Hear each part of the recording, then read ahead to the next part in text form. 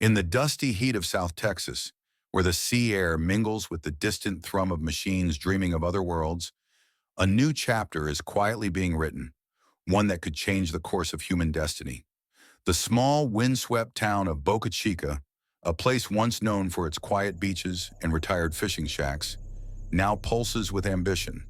Here under the searing sun and endless Texas sky, the ninth test flight of SpaceX's Starship is being prepared, not just as another rocket launch, but as a declaration of intent, an unflinching statement that we, fragile beings of Earth, are preparing to break our planetary bonds once and for all.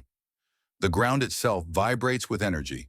Towering gantries stretch into the clouds like mechanical giants, arms poised to catch fire-breathing dragons. These aren't metaphors. The chopsticks, as they're fondly called, are preparing for feats once only imagined in science fiction. Recently, they were tested again, not just with numbers on a spreadsheet, but with raw force. Hanging water bags, each mimicking the unimaginable weight of a returning booster, dangled in silent rehearsal. 700 tons suspended in midair, a balancing act of faith and engineering. This wasn't just a test, it was a reckoning with gravity itself. And then there's the flame trench, an often overlooked detail to casual observers, but vital to the life and death of a launch pad. Deep within its walls, drilling rigs churn like buried monsters, carving space for new concrete, foundations designed to withstand the hellfire of the Super Heavy's 33 Raptor engines. This isn't just maintenance, it's war preparation. Because when those engines light, they unleash a controlled hurricane that can shatter ground, scatter debris, and turn steel to slag. The last time they roared, the scars left behind were a stern reminder. This is the most powerful rocket ever built. Yet as with all great dreams, death is part of the process. Just across the site, a once proud landmark, the high bay, a towering metal cathedral that birthed starships, was being taken apart. Not in haste, but with ritual care.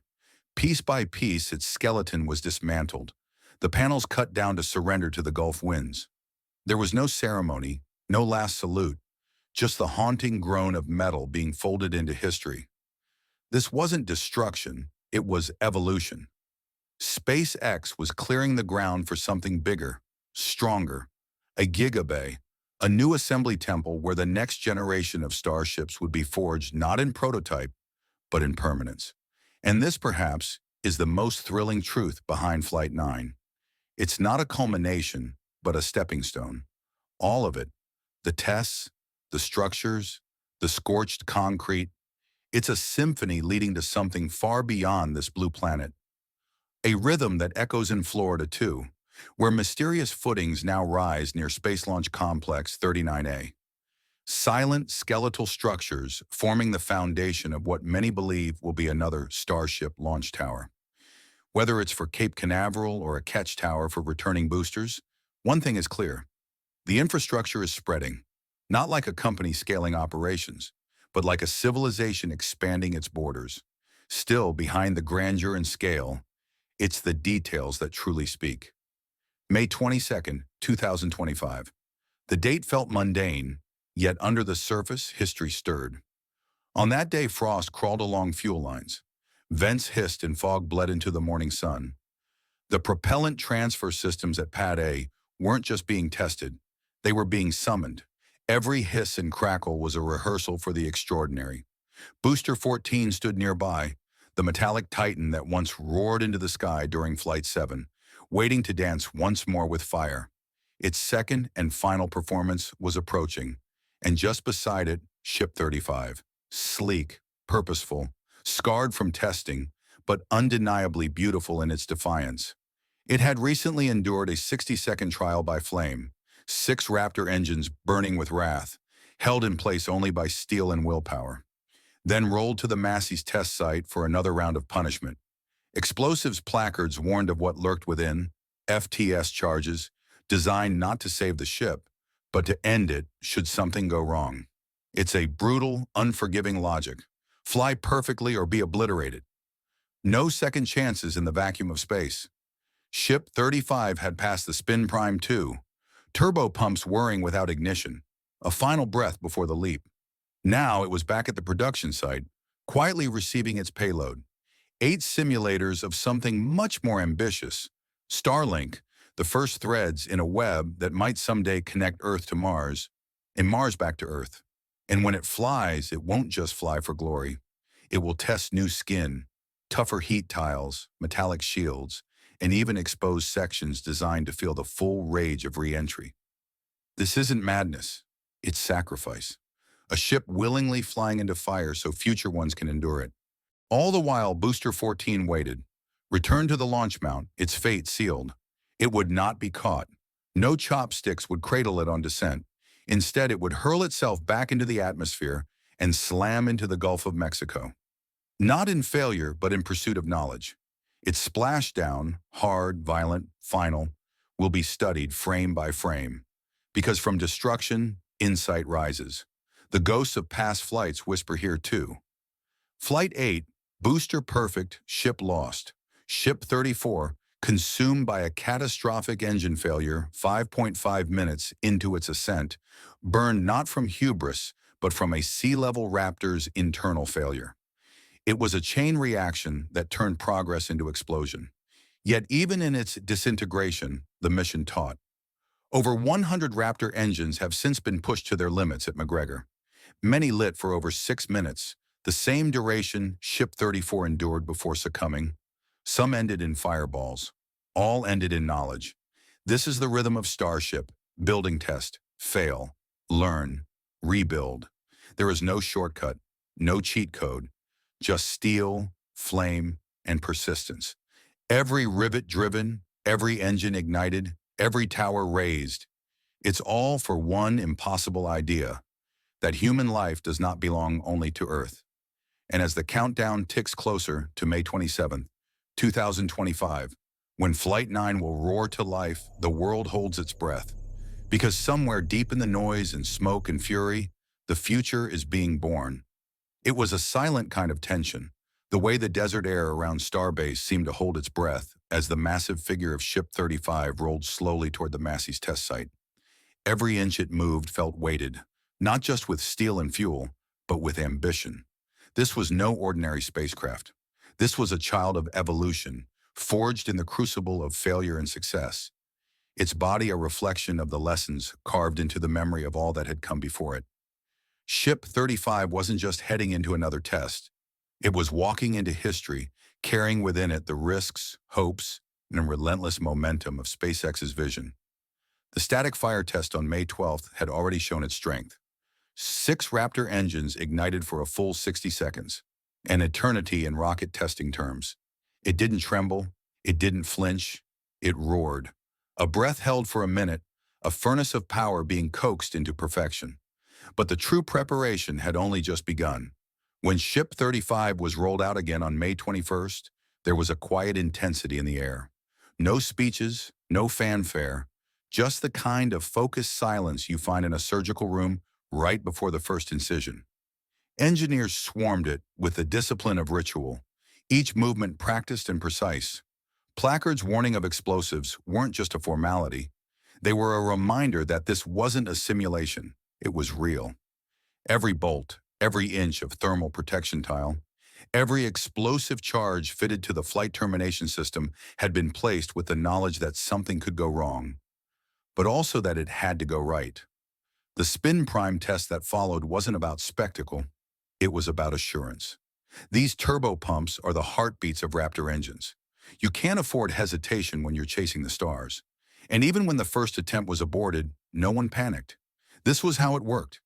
Patience here isn't a delay, it's the prerequisite of victory. When the second attempt went through and the test completed successfully, there was no cheer, just a nod of understanding between those who live by systems and sequences. A quiet success, but one that echoed loudly through the corridors of SpaceX's relentless pursuit. Ship 35 was returned to the production site, a little scarred, a little tested, and infinitely more prepared.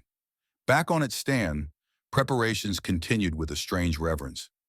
8 Starlink simulators were readied for loading into its payload bay. Unlike previous flights, 10 on Flight 7, just 4 on Flight 8, this time 8 would take the ride. Each simulator wasn't just cargo. Each was a ghost of the future, a placeholder for the satellites that will one day make up a network stretching across the sky, linking continents, oceans, and people, breathing life into the digital pulse of our civilization. Then there was Booster 14. Unlike the fresh-faced newcomers, Booster 14 was a veteran, already marked by the fire of a previous launch. Flight 7. Its return to the Mega Bay raised eyebrows, but no questions were answered. The reasons were quiet, deliberate, maybe even sensitive. Perhaps they had seen something in its structure, something they wanted to reinforce, or perhaps they were just ensuring it would be remembered not as a one-time fluke, but as the first of its kind to do it twice. Because this flight, Flight 9, would be its last. Not a retirement, but a sacrifice. There would be no catch this time.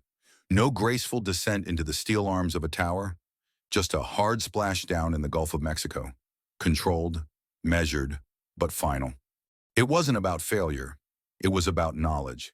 SpaceX needed data, needed to understand what a real, raw impact looked like for a vehicle of this size and complexity. Every drop of salt water that slapped against its hull would whisper secrets about future redesigns, future reinforcements, future recoveries. Sometimes in the pursuit of perfection, you have to break the very thing you cherish. Booster 14 knew that, and so did those who built it. And behind all this, the thundering quiet, the careful maneuvers, the endless rehearsals, there were still echoes from the last flight. Flight 8 had been a triumph and a heartbreak. Booster 15 had flown like a dream, every Raptor engine coming to life with orchestral precision. It executed a hot stage, then burned back into the atmosphere with finesse. 8 of its 10 middle ring engines lit for the boost-back burn. 12 out of 13 relit for landing. It was caught. Actually caught. After 7 minutes of brutal atmospheric battle, it came home to steel arms waiting in the sky. That kind of perfection isn't luck. It's discipline. It's pain. It's everything working exactly as it should. But Ship 34? That was a different story. 5.5 minutes into its ascent, it betrayed its potential. A sea-level Raptor failed catastrophically. Not just a flicker, a fireball. The kind of failure that doesn't whisper, but screams. Propellant lines ruptured, flames spilled into places no flame should reach. Engines shut down, not because of one failure, but because of a domino of chaos. In the darkness over the Atlantic, control was lost. The flight termination system had no choice but to step in. A silent trigger, a deliberate end, a necessary mercy. Cleanup crews coordinated with the Bahamian government. No toxic fallout, no lingering ghosts. Just the reality of risk. The raw reminder that pushing boundaries sometimes means watching them collapse in your hands. But collapse isn't the same as defeat. SpaceX went back to McGregor and lit fire after fire. 106 Raptor tests. 34 of them ran for 6 full minutes, designed not just to mimic the flight conditions of Ship 34, but to exceed them. Some tests even ended in fireballs, not as tragedies, but as deliberate extremes. Testing until it breaks, because only in the breaking do you truly understand the edge. With that understanding came change. Reinforcements, new insulation on the torch igniters, more preload on engine joints. Nitrogen purges to sweep away the ghosts of overheated propellant. These weren't patches, they were evolutions, pieces of a future where engines didn't just work, they endured. And now Flight 9 loomed. A test, yes, but not just that, a statement. Booster 14 would fly not to return, but to teach. Ship 35 would carry Starlink simulators, but more importantly, it would carry upgrades, Block 2 improvements, tougher thermal protection tiles, experimental cooling systems, redesigned flaps, and a fire-tested shield meant not just to survive, but to thrive in the furnace of re-entry. A single Raptor engine would be reignited in orbit, not because it had to be, but because one day, one orbit change might mean everything. The Indian Ocean would be waiting at the end of it all, calm and wide, ready to receive the remains of a dream born in metal and methane. But this wasn't about where it ended. It was about what was learned along the way. And in that learning, in every spark and burn and shuddering failure, SpaceX wasn't just launching rockets. They were learning how to live among the stars. The waves that would eventually cradle the remains of Ship 35 hadn't yet stirred when the countdown began. Somewhere in the control center, the screens flickered between schematics and sensor readouts, heat maps and velocity projections, heartbeat-like telemetry lines dancing across digital glass. The team was still, not quiet, because it's never really quiet in those rooms, but focused. Their voices were clipped, deliberate, ritualistic.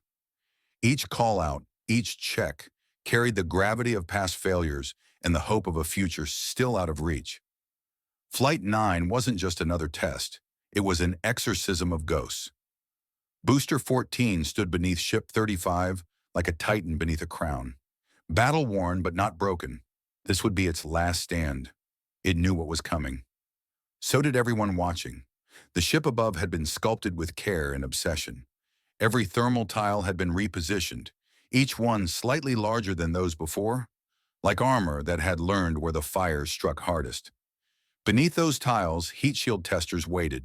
Embedded sensors would track the inferno, logging what temperatures it saw, where the pressure peaked, how long it took before the skin blistered and the frame groaned. No human would feel that agony this time, but someday someone would, and they would be protected by what Ship 35 discovered here. The flaps were stronger now, bulkier, re-engineered, laced with shielding at the seams. Their movement would cut the sky like razors, not rudders. These weren't cosmetic upgrades. These were survival mechanisms. The base heat shield, too, had changed. Its carbon composite stronger, its edges curved not just for style, but for the fluid mechanics of re-entry. Starlink simulators nestled inside, not simply to test payload capacity, but to gauge vibration, heat bleed, G-force stresses. How much could the payloads of tomorrow take before shattering? And then there was the Raptor engine, just one this time, tasked with a crucial maneuver, reigniting in orbit. The success of that reignition would echo far beyond Earth's atmosphere, because one day that ignition won't be optional. One day that burn will be the only thing keeping a crew of settlers from being stranded halfway to Mars. Today it was just data. Tomorrow it could be survival. The countdown ticked down through its final seconds. No one breathed. And then liftoff. Booster 14 and Ship 35 ascended in a blast of methane fire, a thunderclap that shook the salt flats and sent a wake through the Gulf. The early phases were perfect. Raptor engines fired in rhythmic violence, each pulse of thrust pushing back against Earth's jealous grip. Hot staging commenced, a fiery ballet, Booster 14 giving one final push before separating, ceding control to the ship above. The booster turned back, its engines flashing to life one last time. There would be no catch this time, no proud arms from the Mechazilla tower stretching to cradle it. This was a dive, a controlled impact. It slammed into the ocean like a war drum, disappearing beneath the surface in an eruption of whitewater and steel. But before it died, it whispered everything it had seen, every vibration, every pressure spike, every weakness and strength. Its sacrifice was complete. The data would live on. Above, Ship 35 continued. It danced with the thin edge of space. Raptor reignited, firing cleanly. A burn so simple, so smooth, and yet so necessary. It meant control. It meant readiness. It meant orbit wasn't the limit. It was a platform.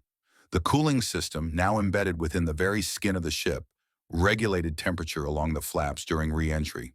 No water-cooled tiles this time. Those were gone, replaced by experimentation and courage. And when the ship tilted, flipped, and began its long, hellish descent, every tile was watching, every sensor straining against its limits. It tore through the upper atmosphere like a myth come alive. Temperatures surged. Shock waves battered it. The plasma sheath wrapped around its body like a second skin. The upgraded flaps held firm. No flutter, no burn-through. Just discipline. But this was no gentle return. It was a trial by fire. At one point, telemetry spiked with anomalies. A sudden flash. But the ship kept coming. It wasn't graceful. It was stubborn.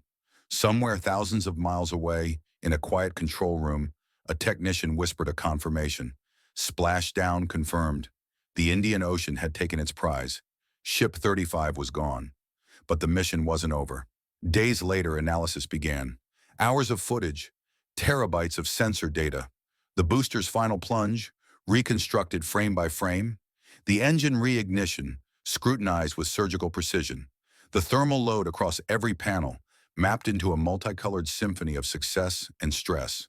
The Starlink simulators had done their part. They'd survived. In fact, they had thrived. SpaceX now had metrics they'd never captured before. Real, raw numbers from a ship that had pushed itself beyond the limits. And then came the real reveal. The public didn't know it yet, but SpaceX had already made their decision. Ship 35 would not be the end. It would be the bridge. Because waiting in the wings was Ship 36. Newer, stronger, and carrying the genetic legacy of every mission before it. It wasn't just better built, it was better understood. And Booster 15, it was ready. Flight 10 wasn't months away, it was weeks. The cadence was accelerating. No longer were they flying to test whether Starship could survive. They were now testing how to live with it, because the long-term vision had never changed. Colonization, expansion, Mars, the moon, a multiplanetary species, no longer chained to the blue cradle of its birth. But dreams mean nothing without the work behind them. And every flash of fire in Boca Chica, every shattered tile, every roaring engine, it all pointed in one direction. To a future where the launch tower catches not just boosters, but hope. To a future where ships don't just fly. They return, refuel, and rise again. To a future where the stars are no longer stories but destinations. Ship 35 flew, fell, and taught. Now the universe waits for what comes next.